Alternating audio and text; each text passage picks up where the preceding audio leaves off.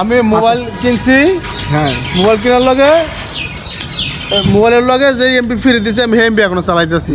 মোবাইলে কিভাবে এমবি ঢুকাইছিল? আমি সিমে না এমবি ঢুকাবেন, মোবাইলে কেমনে? আরে ভাই মোবাইলে না কি তো বুঝি না ভাই।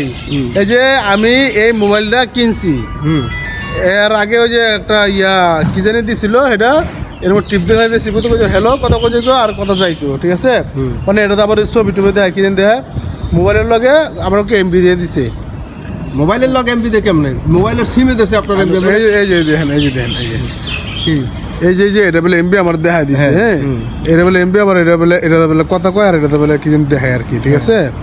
এখন এটা আমি এখন পর্যন্ত দেখতেই আছি। আপনি দেখতেই আছেন আপনি মোবাইলে। আপনি তো এই জন্যে মানুষের, ঠিক আছে, তর্ক করবেন না কোনো জিনিস নিয়ে। এটা দেখেন গাইস, আপনাদেরকে দেখাই, উনি যে দোকান থেকে মোবাইল কিনছে সেই দোকান থেকে এই দেখেন এই অ্যাপসের যে এমবিগুলো দেখা যাইতেছে, এটা দিয়েই দিছে, ঠিক আছে। ওনারা নাকি এই এমবি মোবাইলে ঢুকাই দিয়ে দিয়েছে, ঠিক আছে।